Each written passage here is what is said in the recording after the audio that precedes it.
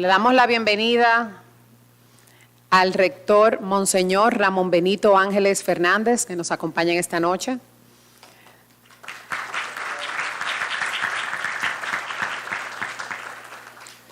También al doctor Rafael Alburquerque, que nos acompaña como expositor.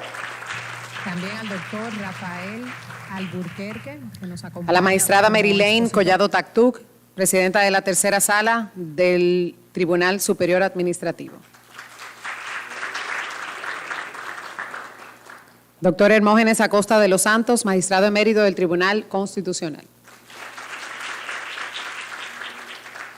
Y también al licenciado Rainier Álvarez, en representación del director de la Escuela de Derecho de la Universidad Católica de Santo Domingo.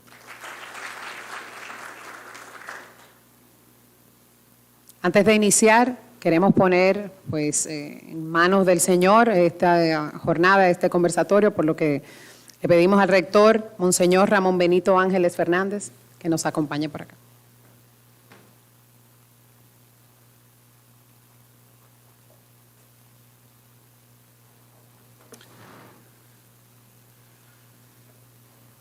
Maravillosa oportunidad nos estamos dando nosotros de abrir un espacio para compartir conocimientos, realidades, historia, alrededor de lo que es un ambiente común de la Escuela de Derecho y todo lo que tiene que ver con la participación de nuestros invitados especiales que han aceptado venir esta noche a este conversatorio.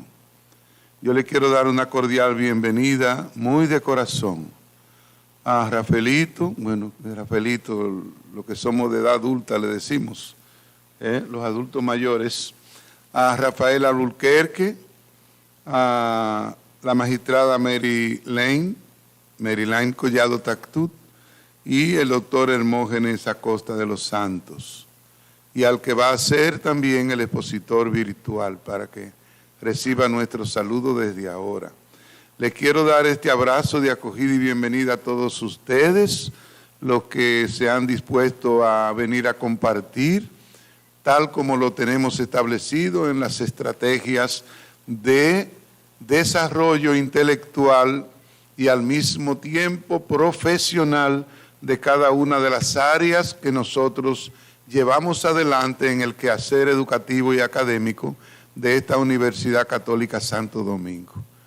El ustedes estar aquí ya es para nosotros de gran satisfacción y de gran alegría.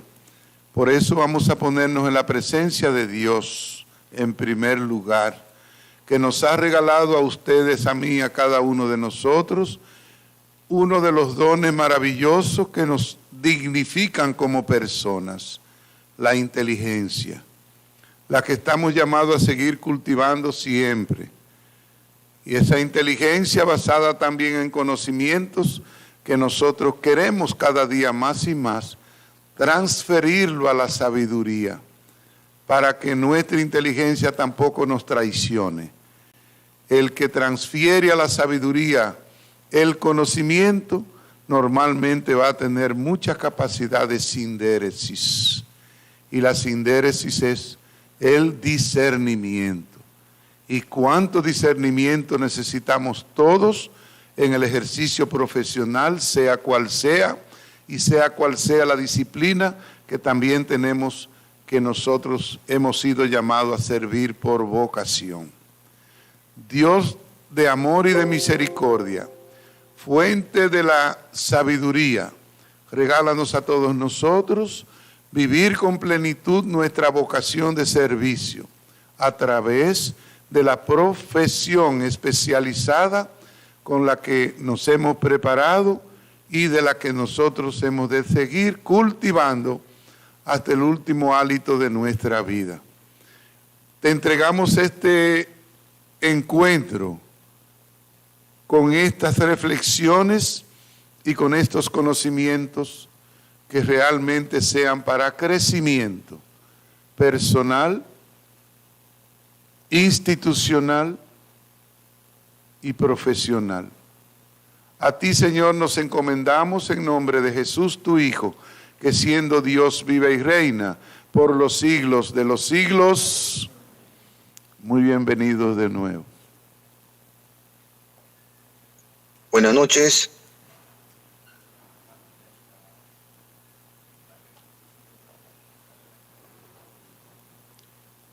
Sí, bueno, buenas noches. Nos acompaña también de manera virtual el doctor José Palomino Manchego de la Universidad Mayor San Marcos de Perú. En vista de que él ya está conectado, pues entonces vamos a dar inicio a su conferencia. Me permito antes leer brevemente su semblanza para que podamos escucharlo y poder continuar con el desarrollo del acto. Nuestro primer orador, el doctor José Palomino Manchego, es doctor de la Universidad de Santiago de Compostela, profesor de distintas universidades, entre las cuales se destacan la Universidad Mayor de San Marcos y la Universidad de Lima. Asesor externo del Tribunal Constitucional y miembro de asociaciones como la Asociación Peruana de Derecho Penal, el Colegio de Abogados del Callao y la Asociación Peruana de Derecho Constitucional, con el tema del paradigma del constitucionalismo social. Nos acompaña en esta noche y dará inicio a nuestro conversatorio.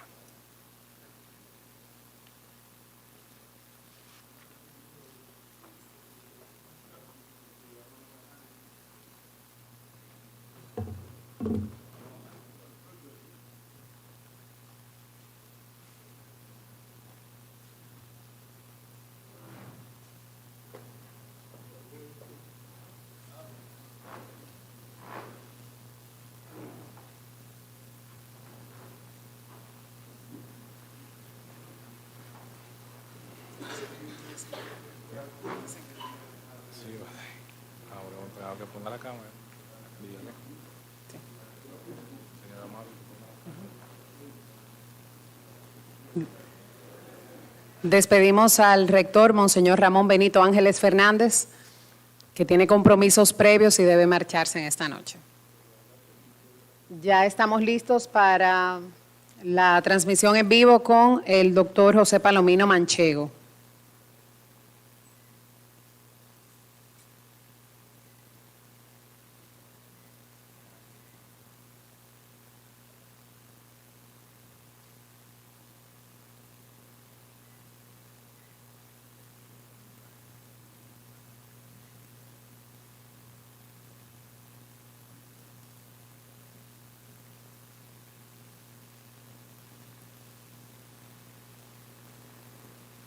Buenas noches. Amaury. Buenas noches. Doctor, Listo, ya está en quedamos línea. Cuando guste. Sí, ya puede iniciar. Ya estamos listos acá.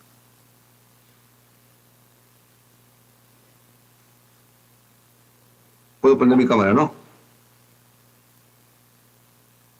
Puede encender la cámara. Perfecto.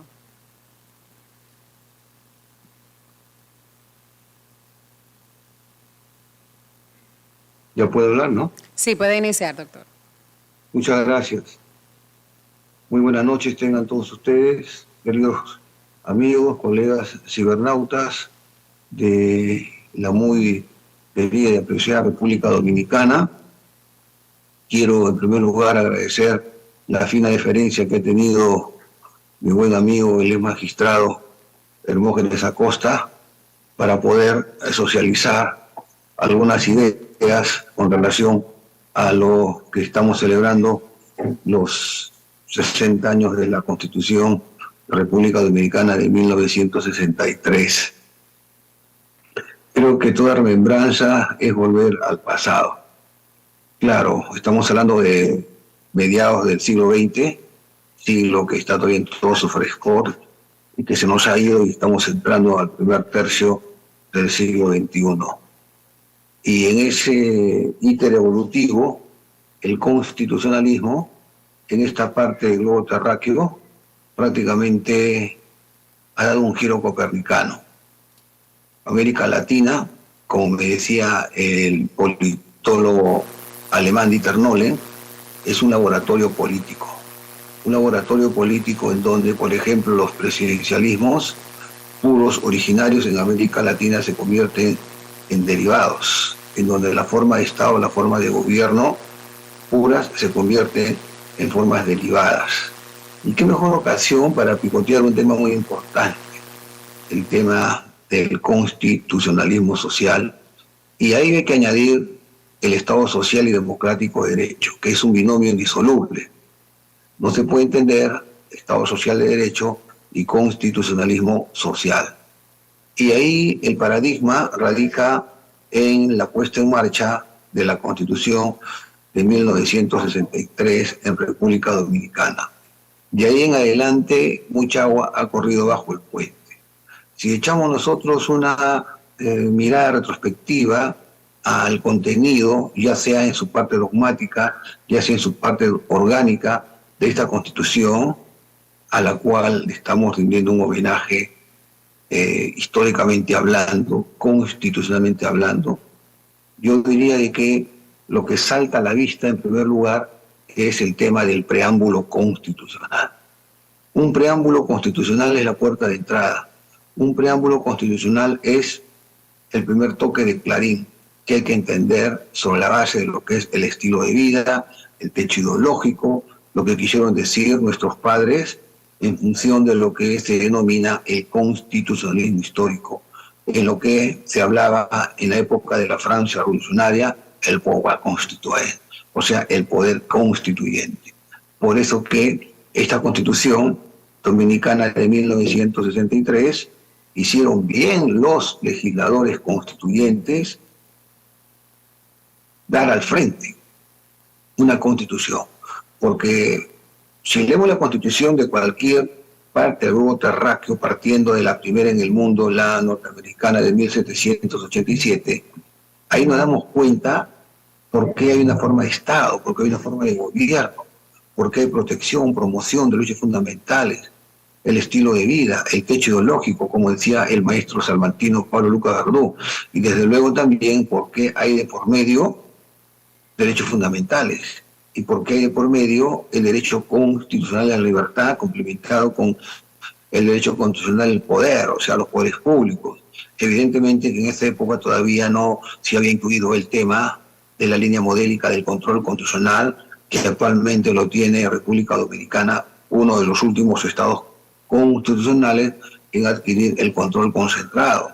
Pero sí había de por medio todo lo concerniente a la oleada que se dio en lo tocante al constitucionalismo social y como tal un Estado social. Por ejemplo, en aquella época y ahora que hemos vivido la COVID-19, ojalá que se vaya a sus cuarteles de invierno de manera definitiva, ahí salta, por ejemplo, a la luz el tema del derecho a la salud, que no se había intuido todavía por aquella época. Salta a la vista, por ejemplo, el tema de la economía social, que es muy importante, una economía social a los efectos de ver desde el punto de vista de lo que quería, por ejemplo, el gran Jeremy Bentham, ese famoso autor del utilitarismo, la forma de la distribución de la riqueza. Utilitarismo sinónimo de utilidad, utilitarismo como sinónimo de felicidad, para que todos seamos felices en la tierra. Salta a la vista también, obviamente, los derechos civiles, qué decir, el derecho al trabajo. O sea que los constituyentes de aquella época ya estaban en línea de avanzada en función de lo que, a partir de los 80, luego de que las dictaduras militares se van a sus cuarteles de invierno, por ejemplo, en Chile, por ejemplo, en Perú, por ejemplo, en Argentina, por citar 3 botones de muestra, en República Dominicana, años atrás, ya se había incluido, en buena hora, lo tocante a los derechos sociales, a los derechos económicos y a los derechos culturales. Y eso es lo que dice el maestro Vidal Campos, ese famoso profesor argentino que es considerado el padre de todos los constitucionalistas en América Latina. Hay una suerte de vasos comunicantes. El siglo XVIII ve al hombre vida, ve al hombre libertad. Ese es el fenómeno del constitucionalismo social, producto de las revoluciones euroatlánticas, la norteamericana y la francesa. Pero no voy a hablar de ello, voy a hablar, porque así me lo ha pedido mi querido amigo el doctor Acosta, del constitucionalismo social a caballo con el Estado social. voy a hablar del siglo XX. Y el siglo XX, decía Vidal Campos, es el hombre masa, es el hombre colectividad, es el hombre sociedad. Y todo ello trasunta luego de la finalización de la Segunda Guerra Mundial, que va a caballo entre el año 39 y el año 45, y que el 10 de diciembre de 1948 los derechos civiles, políticos, económicos, sociales y culturales van a dar una suerte de vía expansiva sobre la base del renacimiento, del justnaturalismo, que justamente está encarnado en este documento histórico, que desde luego fue una suerte de fuente de inspiración para la Constitución Dominicana de 1963. De su lectura se colige claramente de que hay una fuente de inspiración en esta famosa declaración dada en París el 10 de diciembre de 1948.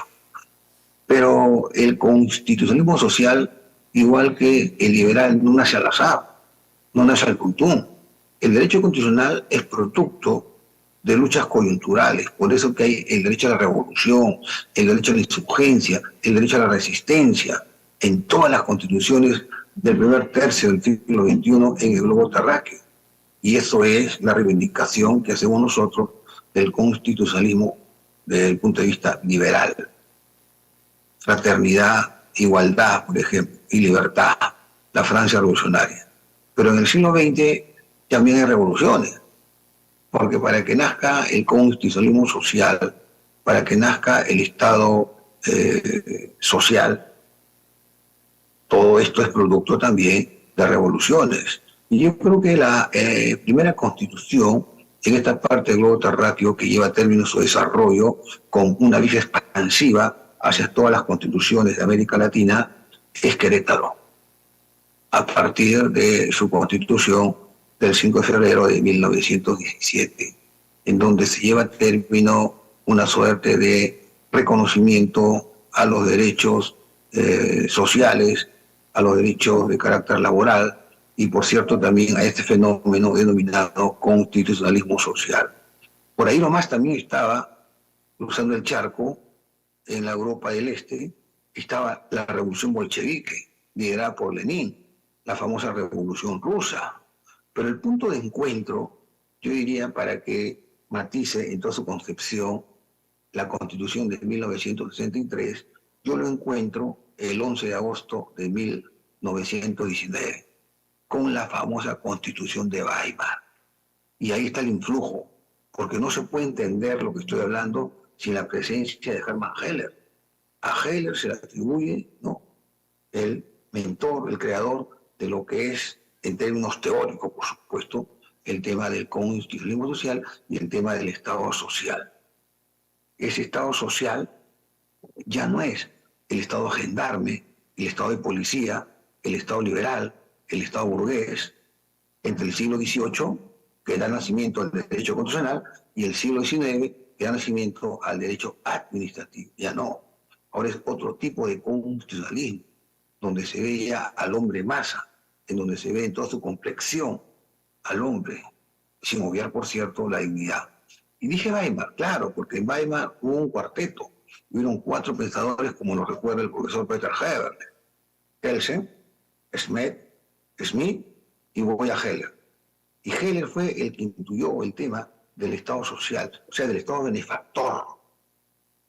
Ese dejar hacer, dejar pasar, que era el lema del siglo XVIII, se va a su cuartel de invierno y en ese movimiento del primer tercio del siglo XX da nacimiento al Estado benefactor, o sea, al Estado social. Y ese es producto de la coyuntura política que estos 4 autores desarrollaron en su campo de acción. Por supuesto que influyó mucho la Primera Gran Guerra, seamos honestos. El derecho constitucional vive de situaciones coyunturales, de factores políticos, de factores ideológicos, de factores militares, reconociendo que los gobiernos de facto es una categoría prohibitiva en el marco del derecho constitucional, en el marco de un Estado liberal, en el marco de un Estado social y democrático de derecho. Sigo volviendo a tocar Weimar. ¿Por qué? Porque fue en Weimar justamente donde se desarrolló el microcosmos de la cultura. El microcosmos de la cultura política, de la música, por ejemplo. El flauto mágico de Mozart no se dio en los teatros, por ejemplo, de Berlín, o por ejemplo de Salzburgo, donde nació el Niño Genio, sino era Weimar. Cualquier exposición de lo que es pinturas, escultura, era Weimar. Weimar era todo. Y ese es el producto justamente del hombre masa, del hombre sociedad, del elemento humano, que en el siglo XVIII era la burguesía. Y naturalmente complementado con la segunda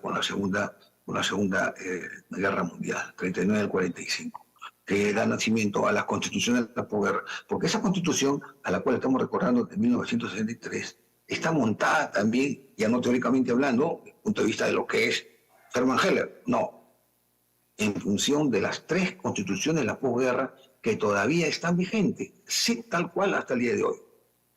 La Constitución italiana de 1947, la Constitución germana o ley fundamental de Bonn del año 49, y la última en Francia, la Constitución de Charles de Gaulle de 1958.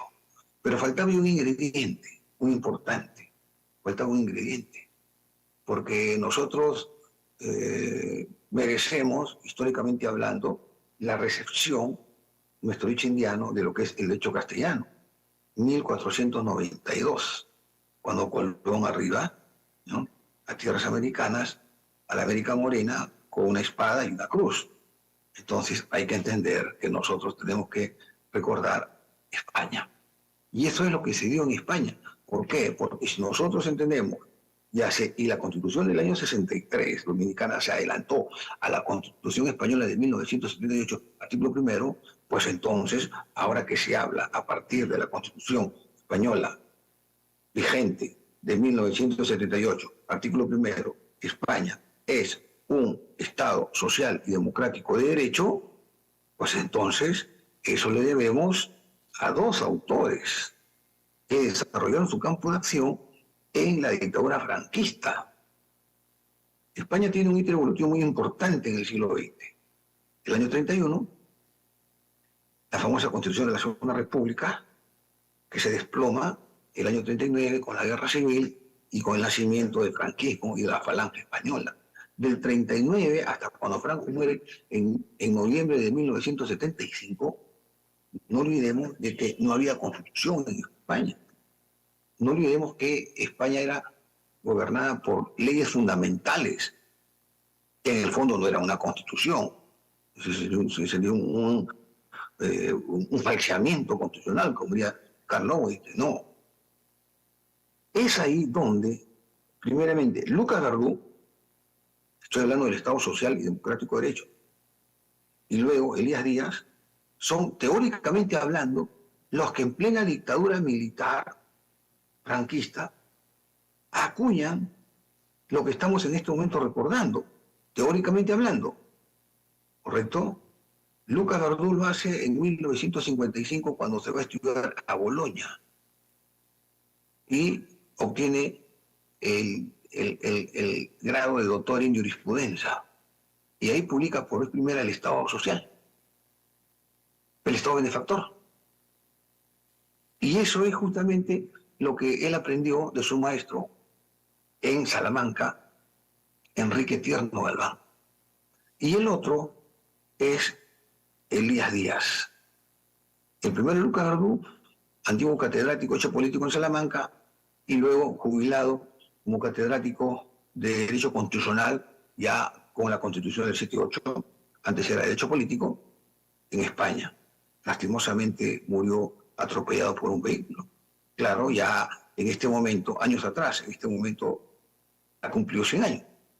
El que vive es Elías Díaz, porque Elías Díaz, el año 65, en ese famoso libro que hasta el día de hoy se sigue leyendo, el Estado social de derecho, complementa todos los ingredientes, utensilios, de la forma como se desarrolla estructuralmente, y de ahí en adelante en todas las constituciones, la República Dominicana se había adelantado, ¿ya?, a lo que es, por ejemplo, la separación de funciones, lo que es, por ejemplo, el contencioso administrativo, lo que es, por ejemplo, el principio de legalidad, lo que es, por ejemplo, el tema del control constitucional y, por supuesto, también la supremacía de la Constitución.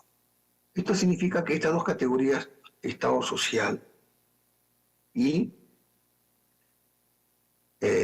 Estado social y democrático de derecho, que se complementa, nacieron como producto de situaciones coyunturales.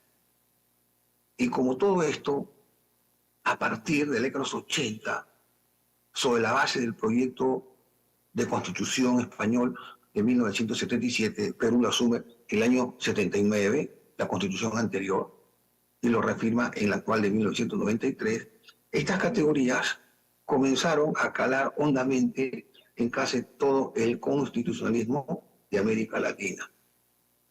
Estado social significa el complemento del Estado liberal. El Estado social vendría a ser, con sus crisis que tuvo años atrás, viene a ser una suerte de globalización. Y esa globalización es la que se da una vez que se desploma el muro de Berlín y hay el cambio político, lo que quería Gorbachev con la perestroika.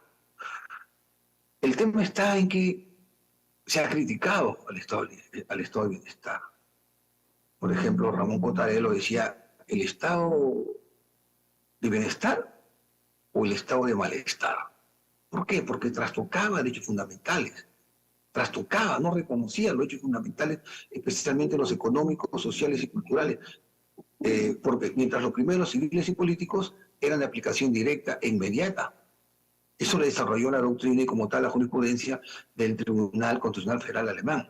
Y los segundos, económicos, sociales y culturales, no tenían el hondo calado que tenían los primeros, porque había que desarrollar leyes orgánicas, complementarias o leyes de desarrollo constitucional. Y eso fue lo que llevó a García Cottarello a sostener de que más que estado de bienestar, había un estado de malestar. Y esto lo demostró, por ejemplo, también en su librito Las transformaciones del Estado contemporáneo, don Manuel García Pelayo, en la década de los 70. Pero una vez que entramos ya al último tercio, del siglo XX, con el nacimiento, por ejemplo, de América Latina, de la Corte Interamericana de Derechos Humanos, con el nacimiento, por ejemplo, de nuevos instrumentos, pactos, convenios, protocolos, tratados, convenciones, lo que se conoce como el nombre de control de convencionalidad, y la promoción y protección de los derechos fundamentales, que solamente tenía un peso específico en civiles y políticos, ahora se complementa con económicos, sociales y culturales. Y si quisiéramos hablar, por ejemplo, en términos generacionales, primera generación, segunda generación, yo creo que el Estado social y el constitucionalismo social sigue recibiendo derechos fundamentales sobre la base de lo que se conoce con el nombre de derechos implícitos o derechos no enumerados.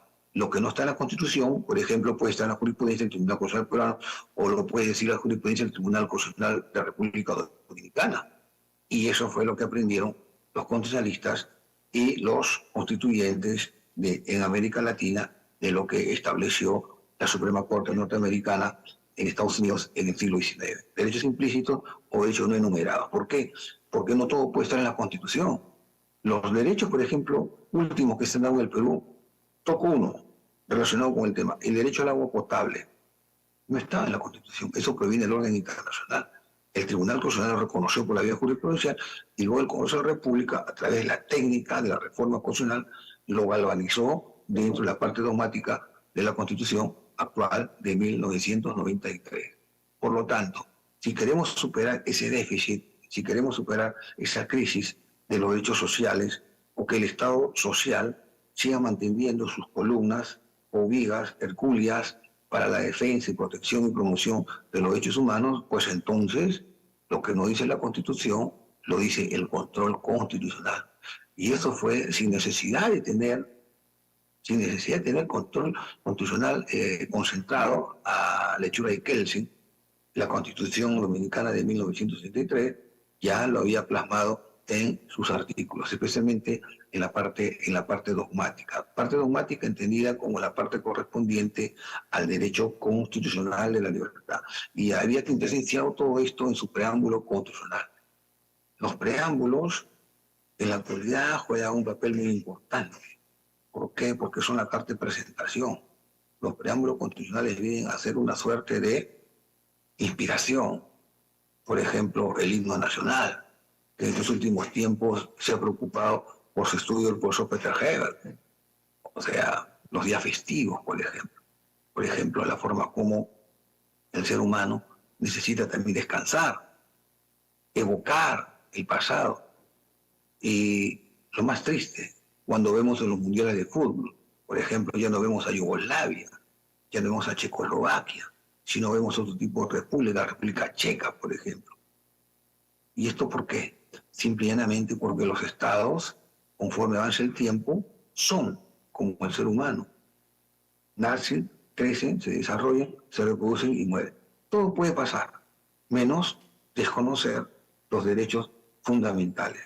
A los derechos fundamentales hay que entenderlo como un conjunto de atributos inherentes a la persona humana, en función de sus rasgos definitorios como son, por ejemplo, innatos, congénitos, inalienables, prescriptibles, inviolables, y de orden o naturaleza supra o internacional, como dice el profesor argentino Néstor Pedro Sagüey, de carácter progresivo.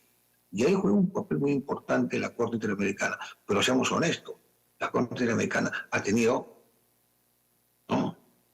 sus dudas en cuanto concierne a los derechos que nacen en un Estado social.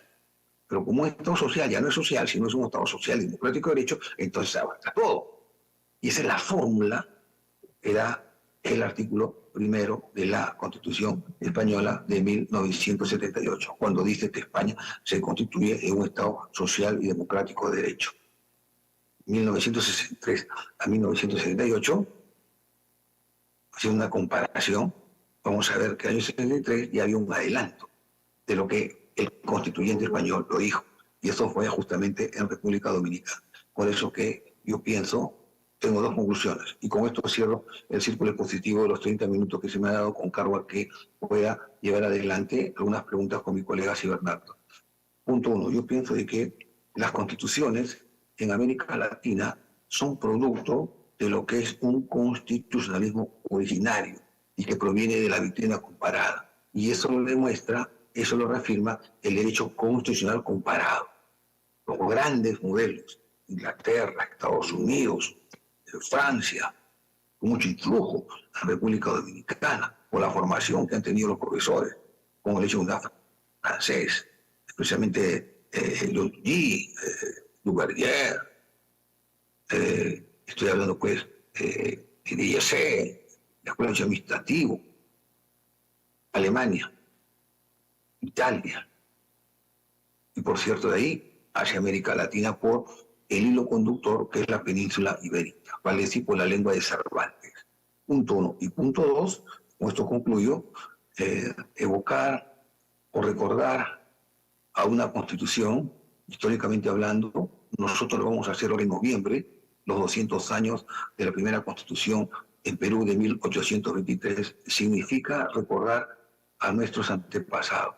Y eso es lo que se da hoy en día, porque no puede haber un Estado social de derecho, no puede haber un constitucionalismo social y no puede haber un Estado social y democrático de derecho si es que todo esto no calza como anillo al dedo en lo que se conoce como el nombre. Ese es el resultado de lo que estamos hablando.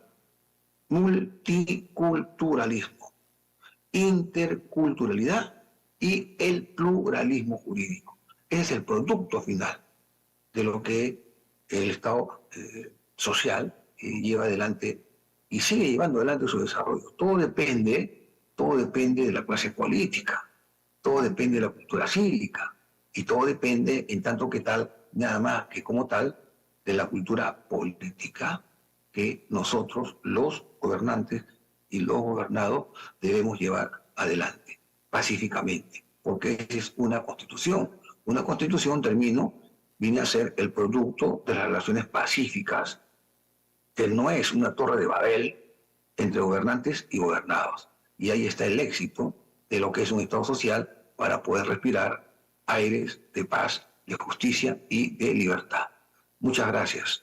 Muchas gracias por haber escuchado de manera cibernauta la exposición que la he puesto Abuelo de Águila, reconociendo de que guardo gratos recuerdos de República Dominicana, especialmente en el Tribunal Constitucional, y en donde dimos a la estampa la segunda edición del libro de Hans Kelsen, gracias al influjo de su presidente y su vicepresidente, el doctor Hermógenes Acosta, sobre el control constitucional de, repito, de este famoso jurista del siglo XX, Hans Kelsen. Y también evocar mi visita que tuve con mi maestro Domingo García de Belaúnde, cuando visitamos el Panteón de los Héroes para ver la tumba del ciudadano de América, Eugenio María de Hostos, a quien también hay que rendirle un homenaje, porque él influyó mucho para que el constitucionalismo de la República Dominicana, con sus luces, con sus sombras, igual que todo el constitucionalismo de América Latina, calce como anillo al dedo. Y eso es lo que estamos viendo en el primer tercio del siglo XXI. Una democracia sólida, cuajada. Muchas gracias.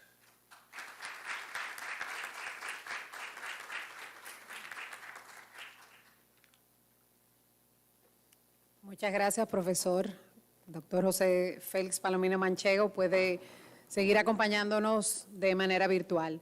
Y bueno, continuando con este conversatorio, este año precisamente se conmemora el 60 aniversario de la Constitución Dominicana de 1963.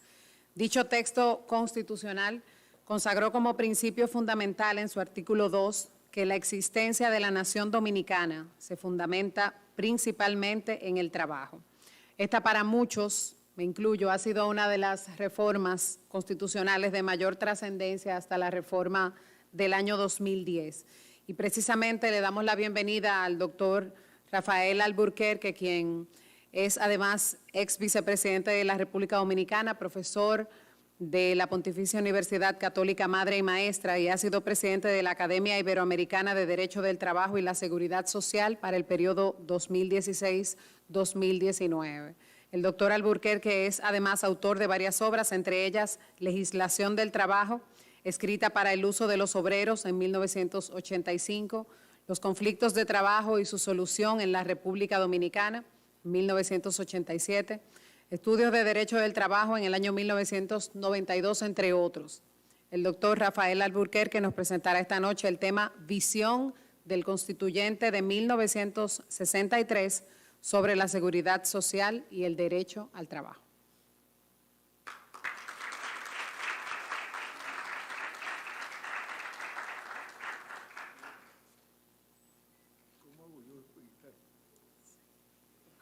Sí.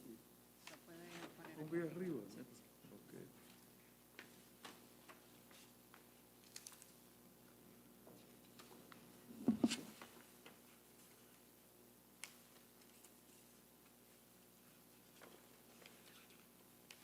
Muy buenas noches, señores miembros de la mesa de honor. En primer lugar, mi agradecimiento a esta universidad por abrirnos las puertas para poder participar en este evento, especialmente sobre el constitucionalismo social y la Constitución de 1963. Ya hemos escuchado en las palabras, en la clase, en la conferencia que acabamos de escuchar, todos los conceptos relativos al constitucionalismo social y al Estado social, democrático y de derecho. Y Hermógenes, a quien le agradezco la invitación, me ha pedido que en unos términos de 15 o 20 minutos, lo más, me refiera específicamente a la parte social del trabajo, incluida en la Constitución del año de 1963.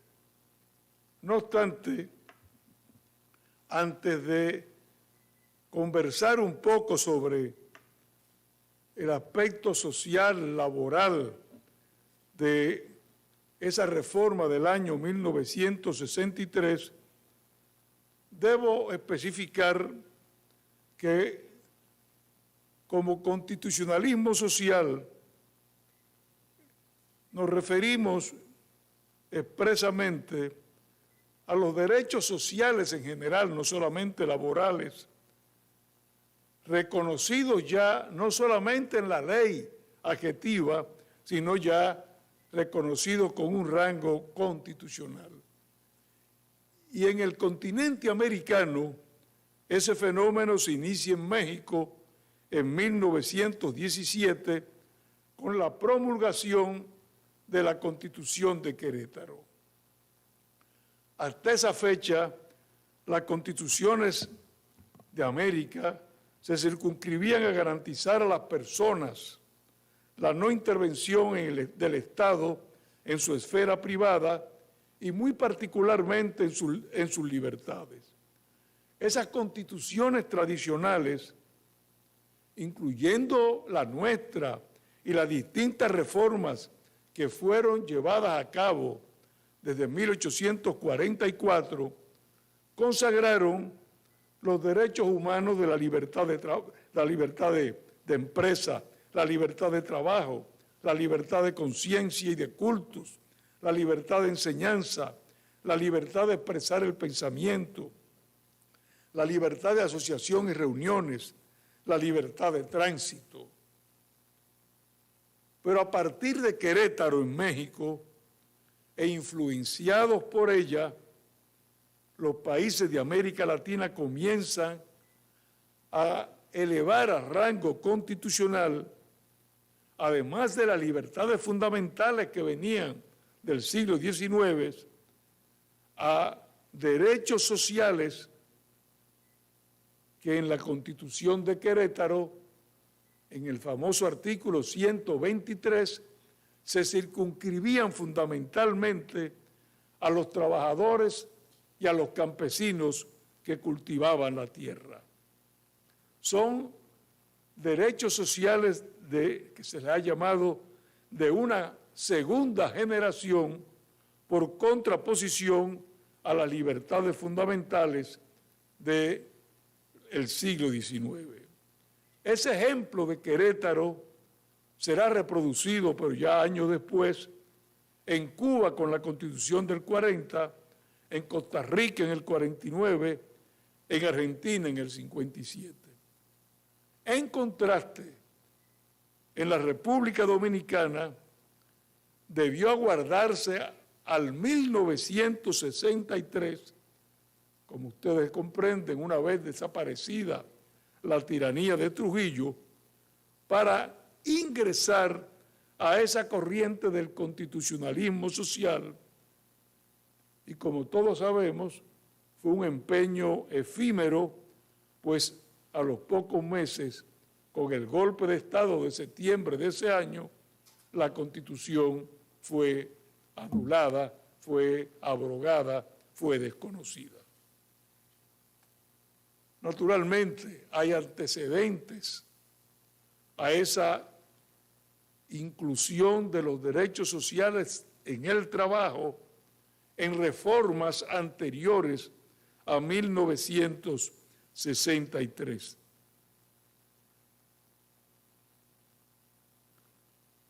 Si nosotros hacemos un repaso de esas reformas, pues en el año 1947 encontramos una disposición en la que establece que todo lo concerniente a la jornada máxima de trabajo, a los días de descanso y vacaciones, a los sueldos y salarios mínimos, a los seguros sociales y a la participación preponderante de los nacionales en todo trabajo, debe ser regulado por la ley.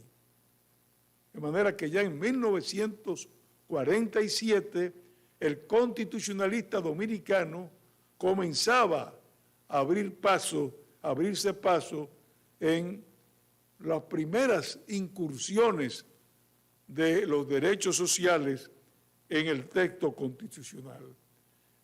Y ese mandato que incluye la reforma del 47 se mantiene en la reforma del 55, del 59, del 60, del 61 y del 62.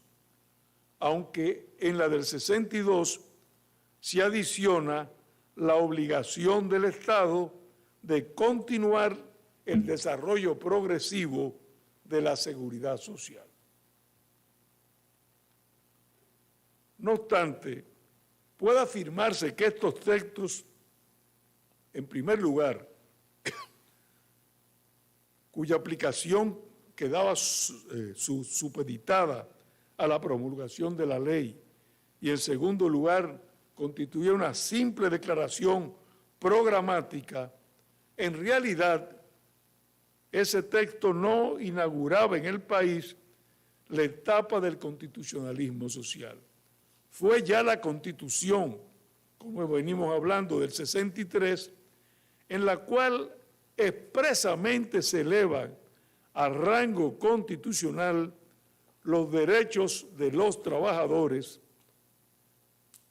y no solamente se limita al derecho de los trabajadores, pero es un tema que ya no me toca enfocar, pero sí es bueno decir que en adición a los derechos sociales de los trabajadores, esa reforma de 1963 incluye expresamente derechos programáticos y otros específicos a la salud, a la educación, a la cultura, a la economía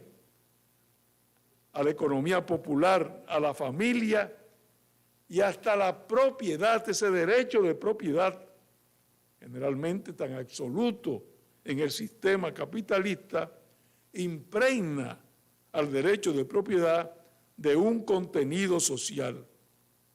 Pues, aunque se le reconoce expresamente, al mismo tiempo la Constitución dispone que el derecho de propiedad debe servir al progreso y al bienestar del conglomerado, decía.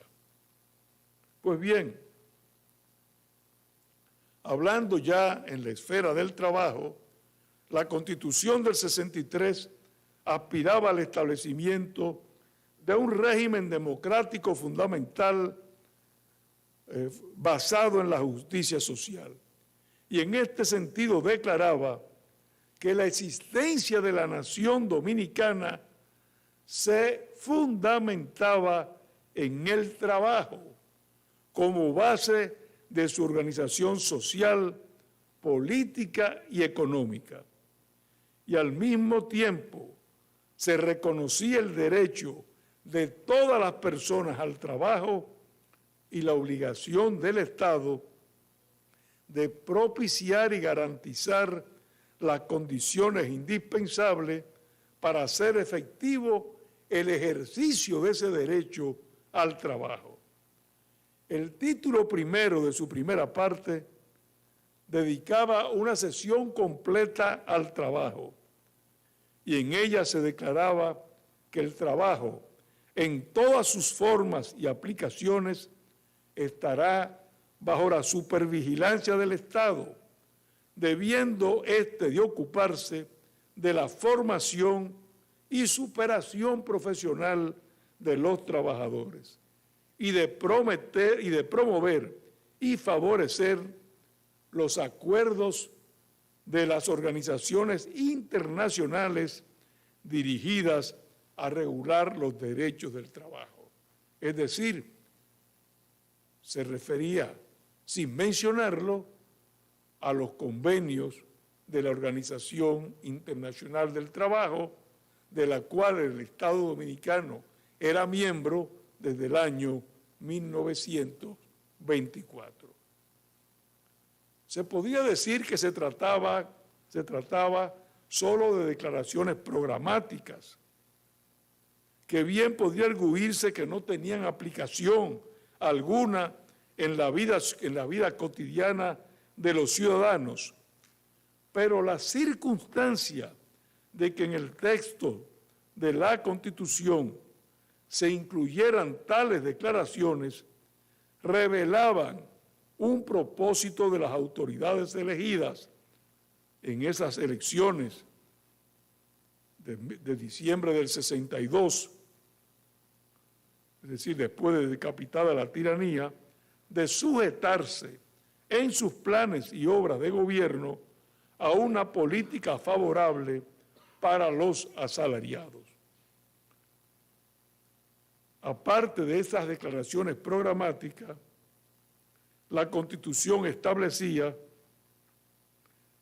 continuando ya con la tradición de las reformas anteriores, el mandato al legislador adjetivo para que en aplicación del principio de la libertad de trabajo regulara lo relativo, lo que hemos dicho, a la jornada, descanso, vacaciones, sueldos y salarios mínimos y su forma de pago, seguros sociales, participación de los nacionales en todo trabajo, y agregaba, y en general, para que se legisle sobre todos, si se toman medidas sobre protección y asistencia del Estado en todo lo concerniente al trabajo asalariado.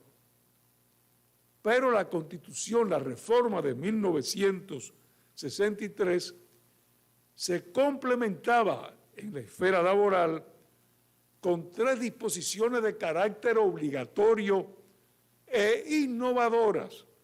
Primera, la no discriminación en el trabajo por razones de sexo, edad o estado, ordenando que a igual trabajo corresponde igual salario. Segundo, la obligación para las empresas agrícolas, industriales, comerciales o mineras de conceder a los trabajadores una participación en los beneficios de la empresa, en proporción que sería fijada por la ley. Y tercero, el principio de la irrenunciabilidad de los derechos que garantice al trabajador la Constitución y la ley.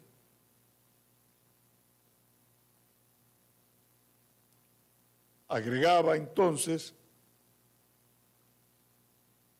una sesión dedicada expresamente al derecho de las personas, y oigan el lenguaje, personas mutiladas o inhábiles para el trabajo, el derecho a la formación o rehabilitación profesional y técnica, obligando al Estado a proporcionar esa formación y la asistencia necesaria para que puedan subsistir. Ahora, en el aspecto que verdaderamente innova y revoluciona en la esfera del trabajo la Constitución del 63, es en el relativo a la libertad y organización sindical, que por primera vez se proclama como derecho constitucional y que otorga a todos los trabajadores sin cortapisa, independientemente de cuál fuera el tipo de trabajo que se desarrollara, con la limitación de que los estatutos sindicales pues reconocieran la vida interna democrática y fueran registrados ante el Departamento de Trabajo. Y como colofón a ese derecho de libertad sindical y organización sindical, reconoce por primera vez en el país el derecho a la huelga, con la única excepción de los servicios públicos. Reconocimiento del derecho a la huelga sin hacer distinción en que la suspensión de labores se verificara o en la empresa privada o en el sector público. Viéndola ahora, en el 2023, nadie podría afirmar que las reformas introducidas por la Constitución del 63 en el ámbito del trabajo y en los demás aspectos de naturaleza social hubieran conducido al país a la instauración de un orden contrario a la democracia. Por el contrario, esas reformas que hoy yo he mencionado, esas reformas sociales incluidas en la Constitución de 1963, fuertemente atacadas por los sectores conservadores, hoy parecen totalmente inocuas. Y yo preparando esta palabra digo, bueno, ¿y por qué protestaban? Porque hoy hablamos de la irrenunciabilidad de los derechos, hoy hablamos de huelga, hoy hablamos de libertad sindical y nadie se espanta, no hay ningún temor de hablar de esos derechos. Y sin embargo, fue objeto de duros ataques de que con la reforma del 63 caminábamos hacia el comunismo precisamente por estos derechos que fueron consagrados. Naturalmente, no me toca a mí decirlo, habían otros aspectos que tal vez pudieron provocar la preocupación de los sectores conservadores del poder en la parte tocante a la propiedad, al derecho de propiedad, que debía, como hemos dicho, pues sujetarse a un contenido social. Había un artículo que establecía que el propietario debía pagar una proporción del aumento del valor registrado en su inmueble si ese valor hubiera sido el producto no del esfuerzo de su trabajo, sino de la acción del Estado.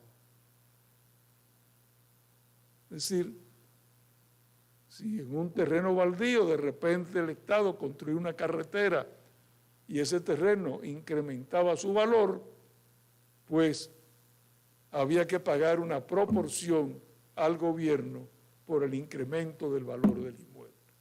O sea, disposiciones como esa tal vez afectaron más que la parte relativa a lo laboral. No obstante, termino con ello, su vida fue efímera, a pesar de ello, su contenido trascendería más años, más tiempo, pues con posterioridad diversas leyes vinieron a reconocer los derechos laborales que se establecía en la reforma de 1963 y luego las reformas posteriores, si no incluyeron todas los derechos reconocidos en la reforma del 63, muchos de ellos, como la libertad sindical, el derecho a la huelga de trabajadores y de paro de los empresarios, se han preservado en las reformas posteriores.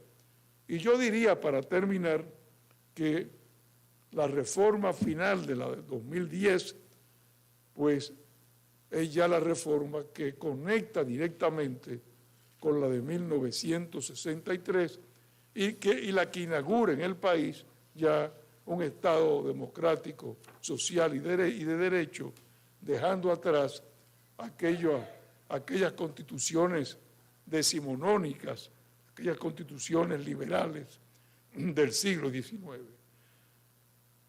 Hermógenes, pues muchas gracias por estos minutos y a todos ustedes, gracias por la paciencia de escucharme.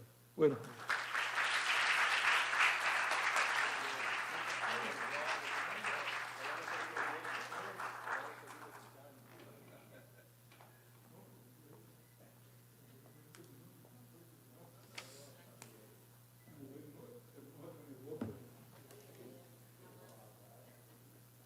También nos acompaña la licenciada Marilyn Collado Tactuc, es juez presidente de la tercera sala del Tribunal Superior Administrativo, también licenciada en Derecho, egresada de la Universidad Pedro Enríquez Ureña, UNFU, con maestría en Derecho Empresarial y Legislación Económica en la Pontificia Universidad Católica Madre y Maestra en el año 2002. Ha obtenido otros diplomas en las áreas de Derecho Laboral, Derechos Humanos, entre otros. Actualmente funge como docente de la Escuela Nacional de la Judicatura y en otras universidades del país. La magistrada Marilyn Collado Tactuc nos acompañará con el tema Mecanismos de protección de los derechos sociales en la Constitución de 1963.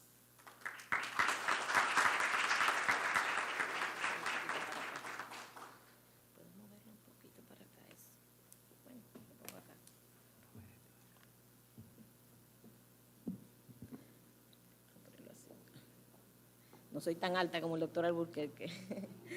Buenas noches, muchas gracias al magistrado Hermógenes Acosta por la gentil invitación para compartir con ustedes unos minutos respecto de este interesantísimo tema, conjuntamente con los distinguidos miembros del panel. Para mí es un alto honor estar aquí con ustedes esta noche. Muchas gracias.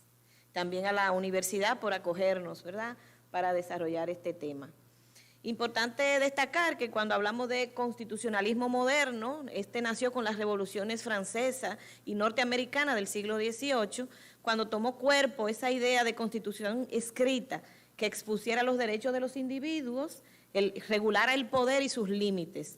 El término constitucionalismo social se refiere a un movimiento universalista que promueve la incorporación a las constituciones de los derechos sociales, como hemos visto, lo que tuvo su inicio con la sanción de la Constitución de Querétaro, como bien nos exponía nuestro primer panelista. En República Dominicana hemos visto que luego de culminar esa tiranía de Trujillo, tenemos un ambiente bastante caldeado, ¿verdad? Y en abril de 1963 se promulga esta Constitución que ha sido considerada como la más liberal, avanzada, democrática y progresista de la historia nacional, precisamente por la incorporación en ella de todos esos derechos sociales que se han estado mencionando. Esta ley sustantiva instauró un régimen de respeto a los derechos humanos, proclamó, entre muchos otros, derechos y prerrogativas propios de las sociedades y sistemas constitucionales más avanzados del mundo. Como se han mencionado acá, el derecho a la participación de los trabajadores en los beneficios de la empresa, el derecho a la huelga, el derecho a la libertad sindical, la igualdad entre hombres y mujeres, la isonomía salarial, la libertad de cultos, la igualdad de los hijos, el derecho a la salud, entre muchos otros. Además, la Constitución de 1963 creó las bases para garantizar los derechos fundamentales con mecanismos de protección que ayudan a los ciudadanos a hacer respetar esos derechos fundamentales o a restablecerlos cuando son conculcados. De ahí que en ese artículo 58 dispone que todos los habitantes del territorio dominicano pueden actuar en justicia para salvaguardar y defender sus propios derechos y sus legítimos intereses. Indica además que la administración de justicia es gratuita. Establece como mecanismos la legítima resistencia, la competencia de la jurisdicción ordinaria para el conocimiento de las infracciones a esos derechos fundamentales y también el derecho a petición. Importante que le da un carácter de orden público a esas infracciones. Conociendo ese derecho a legítima resistencia en el artículo 81, indicando que esa legítima resistencia va encaminada a la protección de los derechos humanos consagrados en la Constitución, de igual naturaleza o que sean una resultante de la soberanía del pueblo y del régimen democrático. Es un enfrentamiento a ese poder, pero no para ir en contra de la Constitución, sino todo lo contrario. Esa resistencia es precisamente para que se respeten esos derechos fundamentales sociales establecidos en ese nuevo orden constitucional. La competencia de las jurisdicciones ordinarias, en el artículo 82, establecía que ese conocimiento de las infracciones podía proceder de cualquier lugar, de cualquier circunstancia o cualquier persona, y que incluso por una ley se iban a establecer cuáles serían las sanciones a esas infracciones. Como hemos visto, por lo efímera de esa Constitución, desde abril a septiembre de 1965, esa ley no fue promulgada. Luego tenemos ese derecho a petición, que en el artículo 83 reconoce a los ciudadanos y a las personas morales inclusive el derecho a dirigir peticiones a los poderes públicos para solicitar medidas de interés público o particular. Y muy importante, esos poderes públicos debían responder en un plazo razonable que indicaba que no sería mayor de los 30 días. De ahí podemos ver ese origen de lo que ahora nosotros conocemos como ese silencio administrativo, ¿verdad? Cuando la administración le estamos requiriendo y no nos da respuesta. Ese silencio administrativo que puede ser una connotación negativa, porque cuando no habla entendemos que nos está rechazando nuestra petición, o positivo, como ocurre, por ejemplo, con el registro de los sindicatos, que si pasado el plazo que dé la ley no se responde, entonces en ese caso se entenderá como positiva ese registro, esa respuesta de la administración. Fíjense que ese derecho a petición es importante para poder garantizar entonces que la administración pueda cumplir con esos derechos y no se queden como un mero catálogo, ¿verdad?, establecido en el texto constitucional. Además, entiendo de importante y trascendente las disposiciones del artículo 84, cuando declara de orden público la persecución de las infracciones a este título referido de los derechos humanos. Es decir, que esta persecución puede ser iniciada a solicitud de parte y aún de oficio. Fíjense la importancia que tiene para este constituyente que esos derechos realmente sean respetados, por tanto, que sea eficaz ese cumplimiento a esos derechos fundamentales. En la consagración de esos mecanismos que hemos hecho referencia, el constituyente del 63 demostró su compromiso con la eficacia de los derechos de las personas. Legitimar la resistencia en aras de garantizar los derechos supone poner en manos de estas una contundente herramienta de defensa frente al abuso y la arbitrariedad. Un papel similar juega el reconocimiento de derecho de petición, sobre todo porque el constituyente tuvo el cuidado de dejar claramente establecida la obligación de dar respuesta en un plazo razonable, que en este caso era no mayor de 30 días.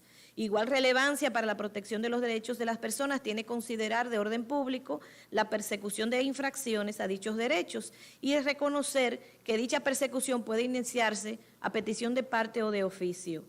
Aquí estamos en presencia de una especie de acción popular donde las personas tienen posibilidad de vencer eventuales inercias de las autoridades responsables de proteger la Constitución.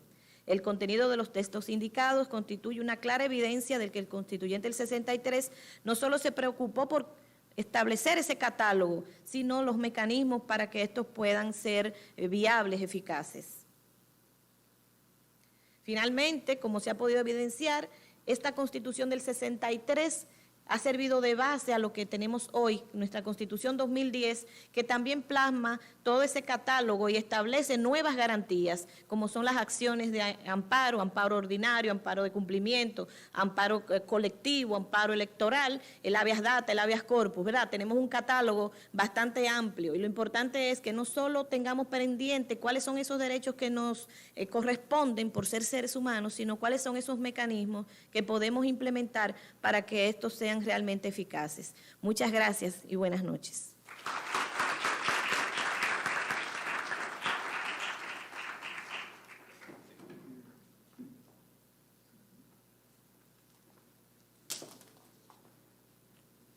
Y nuestro último panelista es el doctor Hermógenes Acosta de los Santos, magistrado emérito del Tribunal Constitucional Dominicano, catedrático y docente universitario. Además es autor de varias obras, entre ellas El control de la constitucionalidad como garantía de la supremacía de la Constitución, El amparo en la República Dominicana y su obra más reciente, El Tribunal Constitucional Dominicano y los procesos constitucionales.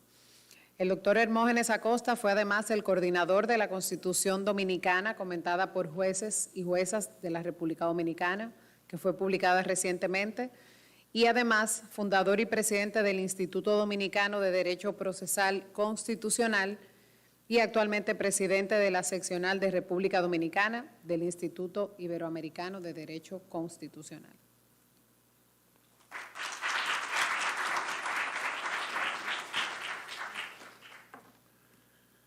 Buenas noches, señores miembros de la mesa de honor, doctor Rafael Alburquerque, realmente nos prestigia con su presencia y además nos ha deleitado con una enjundiosa conferencia. El doctor Alburquerque, como todos sabemos, es un conocedor, sobre todo de esa Constitución del 63 y sobre todo del ámbito del derecho del trabajo y de la seguridad social. Magistrada Merilaine Collado, que nos acompaña también como expositora, felicitaciones por su exposición, y el doctor, no me acuerdo del nombre, Rainer Cepeda, quien representa al director de la Escuela de Derecho de esta universidad, el licenciado Gustavo de los Santos Col, que por compromiso previo que tenía no pudo llegar a tiempo, pero ya está aquí con nosotros acompañándonos. Bueno, a todos los compañeros profesores, alumnos, exalumnos que nos acompañan y que nos apoyan en esta actividad. Permítame saludar a mi esposa Rafaelina, que me acompaña, y a mi hija Graviela. Bueno, gracias.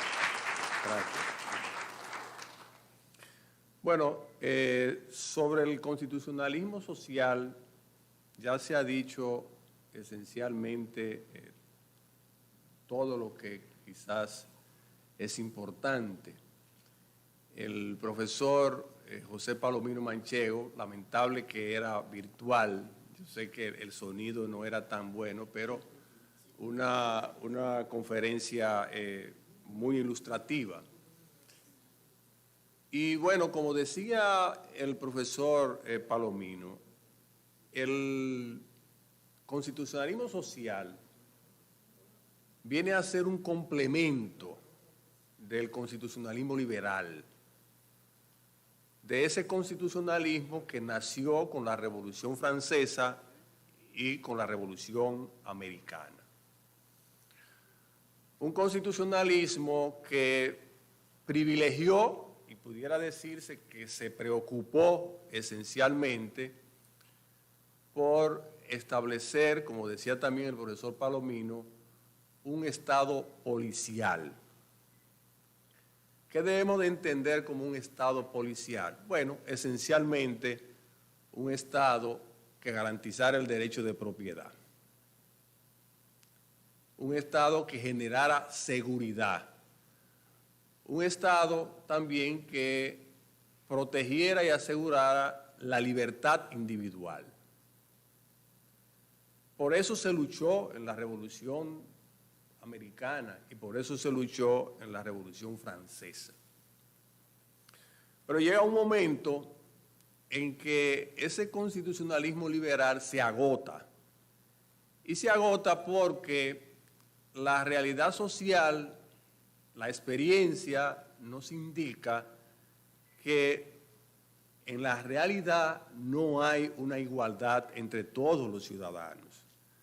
Que todos los ciudadanos no es verdad que tienen las mismas oportunidades ni las mismas capacidades. Y para ser más patético, no todos los niños van a la misma escuela y al mismo colegio. De ahí entonces que se genera en la sociedad lo que se conoce como los sectores vulnerables, grupos de personas que no le es suficiente con que se le garanticen libertades, grupos de personas que requieren de que realmente el Estado lo apoye. Y de ahí entonces que surge con el constitucionalismo social un Estado que se preocupa por el derecho a la salud, que se preocupa por el derecho a la vivienda, que se preocupa por el derecho a la educación. Existen los colegios privados, que son empresas donde las personas que pueden pagar asisten, pero están las escuelas donde el Estado garantiza que aquellas familias que no puedan pagar una educación privada puedan tener esa educación. Hay dos constituciones paradigmáticas cuando se habla del constitucionalismo social, que es la Constitución de Querétaro, de 1917, la primera constitución del mundo, que incorpora el paradigma del constitucionalismo social. Claro, esto no significa que siglos atrás el Estado no se preocupara por la cuestión social. Desde la época romana ha habido una preocupación del Estado por, digamos, proteger a grupos, digamos, vulnerables. Pero, y bueno, también antes del siglo XX estuvo la Constitución de 1793 de Francia. En el año 1800 y pico hubo en Alemania, digamos, leyes importantes que garantizaban el derecho al trabajo, la seguridad social, etc. Pero es con la Constitución de Querétaro de 1917 cuando realmente se estructura un verdadero constitucionalismo social en el mundo.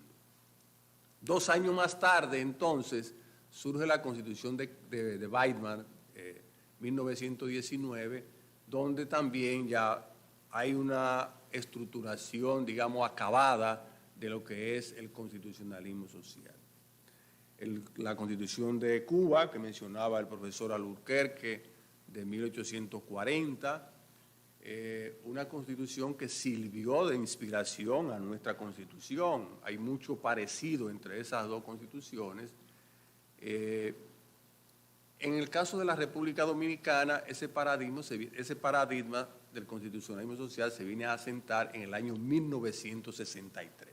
Es la primera constitución que realmente estructura un verdadero constitucionalismo social en la República Dominicana, sin negar, ya lo ha dicho el profesor Alburquerque, que hubo constituciones anteriores que sobre todo se preocuparon por el tema del trabajo, la del 47 y sobre todo la del 55. Pero esta Constitución de 1963 instauró, repito, un verdadero constitucionalismo social. De poca duración, lamentablemente, porque en ese momento el desarrollo político y cultural que teníamos era muy atrasado. Apenas 2 años antes estábamos viviendo la dictadura de Trujillo. Pero esa Constitución estableció las bases. Unas bases que de alguna manera fueron debilitadas en la reforma de 1966. Hasta cierto punto se pudiera decir que en esa reforma de 1966 sectores conservadores del país lograron lo que no pudieron lograr en el 63. Bien, pero el tema mío es el tema el principio de igualdad en la Constitución. Y a eso me refiero en los minutos que me quedan. Actualmente,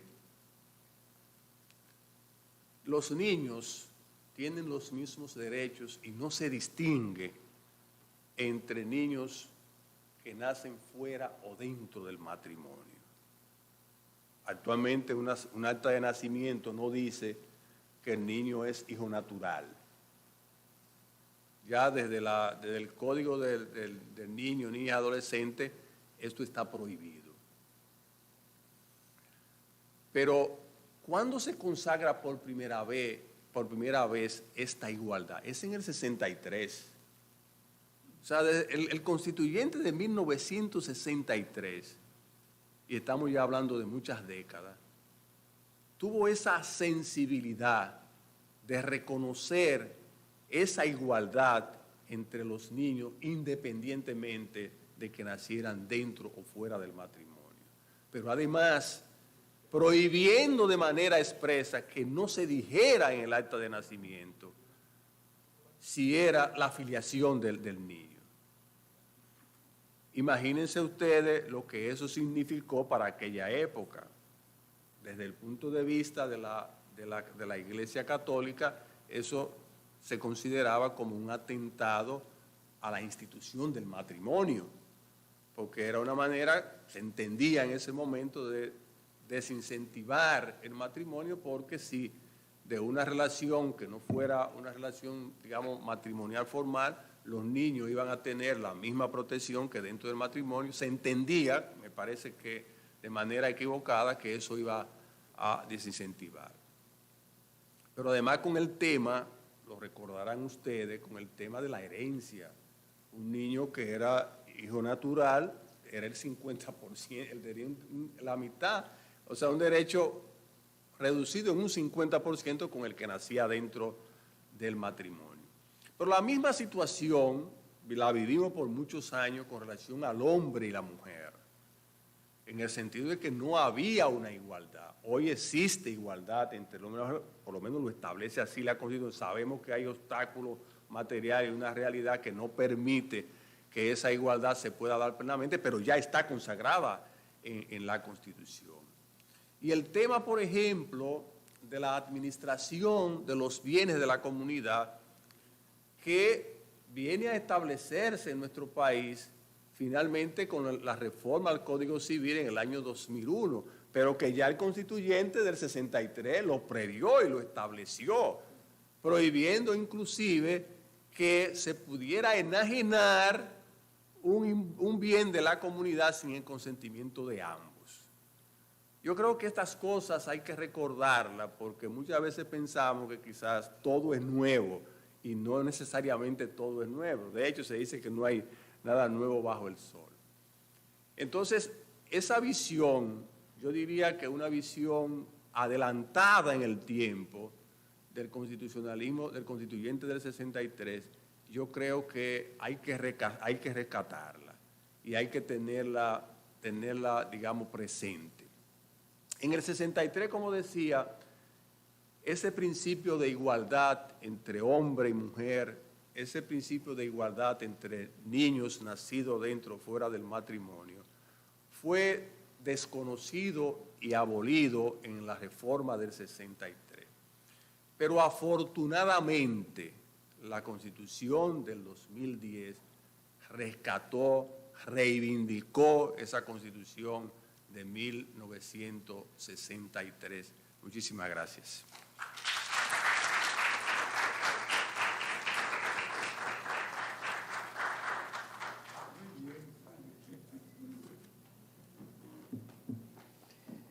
Bueno, agradecemos la presencia con nosotros también del licenciado Gustavo Adolfo de los Santos Coll, director de la Escuela de Derecho de la Universidad Católica de Santo Domingo, como dijo el profesor Hermógenes Acosta.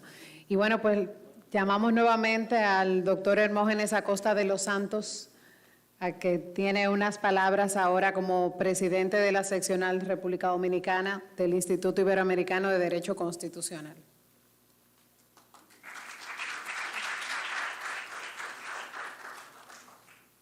Bueno, volver a agradecerle su presencia, a agradecerle que nos hayan acompañado en esta actividad.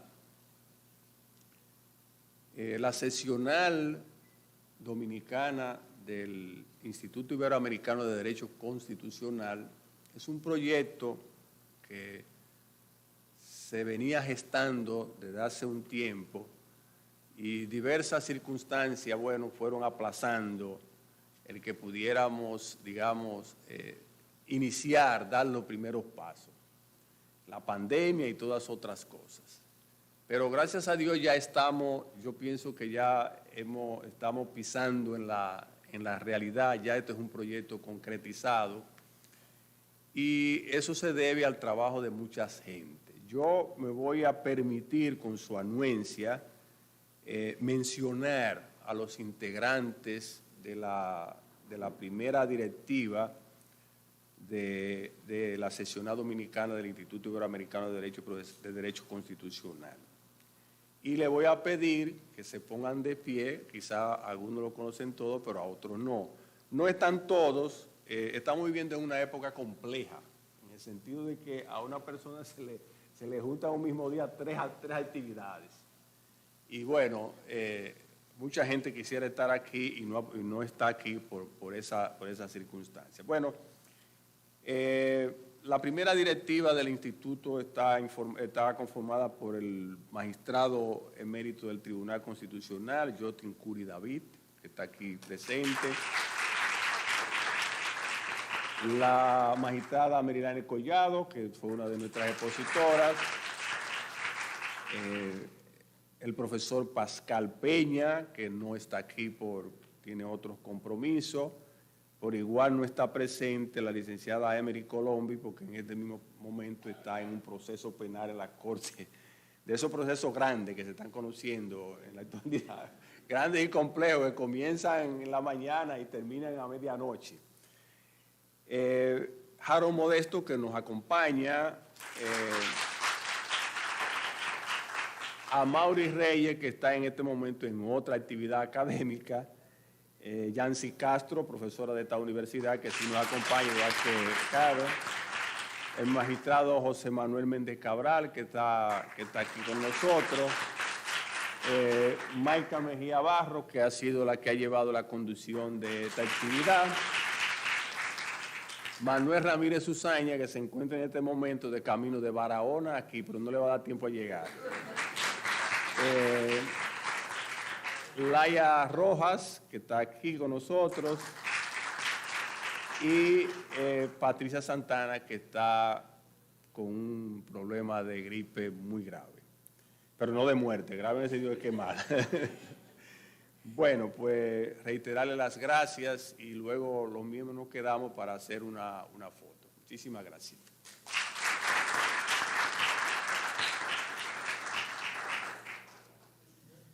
Bueno, les agradecemos a todos su asistencia y esperamos también contar con el apoyo en las distintas actividades que estará celebrando ya más adelante esta seccional dominicana del Instituto Iberoamericano de Derecho Constitucional. Muchas gracias y buenas noches a todos.